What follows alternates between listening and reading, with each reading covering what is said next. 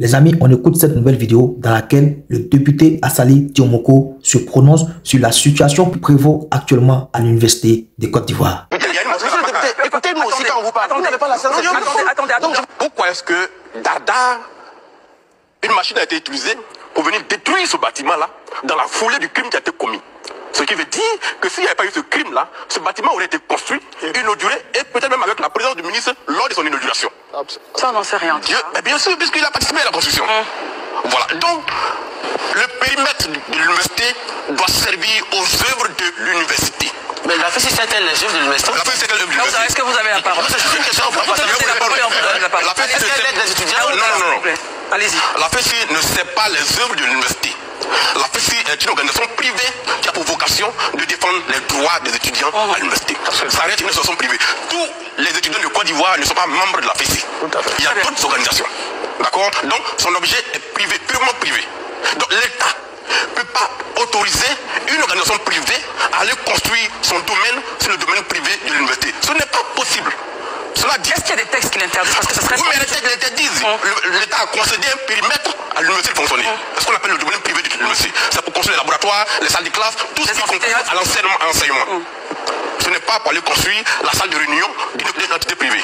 D'un syndicat qui travaille sur l'université. D'abord, c'est pas un syndicat. Une association. Il faut avoir la distinction. La FESI n'est pas un syndicat, c'est une association. Les syndicats sont régis par le code du travail pour le privé. C'est très clair. Et donc, l'État ne peut pas cautionner l'installation d'une structure privée. Maintenant, pour revenir à votre préoccupation sur les solutions. Avant d'arriver à ce point, Daouda, vous vouliez la parole pour une question. Enfin, vous avez pris la parole, je vous la donne rapidement. D'accord. En fait, ce que moi j'aimerais vous dire, c'est que, monsieur le député, l'université, c'est une personne morale qui peut décider, pour moi, à mon sens, de donner des places aux organisations étudiantines qui vivent là-bas. Parce qu'au-delà du fait que ce soit une université où les gens vont à l'école, mais ces lieux-là, ce sont des lieux de vie où les étudiants vivent. Donc, ces points de vie n'ont pas été seulement donnés qu'à la FESI. L'IMC a sa mosquée qui est là. Les associations chrétiennes ont leur coin pour prier. Donc, faut-il, parce que comme c'est des organisations privées, il faut les empêcher de vivre carrément dans cette là. L'IMC a construit une mosquée à l'université. Oui, il y a une mosquée qui devait... Non, attends. Monsieur le député, écoutez-moi aussi quand on vous parle. Vous n'avez pas la séance. Attendez, on va s'écouter. Moi, samedi, j'y étais. L'IMC, on va rappeler, c'est l'association des élèves et étudiants musulmans. Attendez, qu'il change. Allez-y. Ce que j'essaie de vous dire, est-ce que vous rentrez à l'université, juste après Amoré, où on joue le tennis, dans le bas-fond, il y a une mosquée qui est là, qui est construite, qui devait être détruite. Mais j'ai été surpris de voir les étudiants musulmans et les étudiants chrétiens se mettre ensemble pour ne pas qu'on casse cette mosquée-là. Mais Dieu merci, l'autorité en place n'a pas cassé cette mosquée.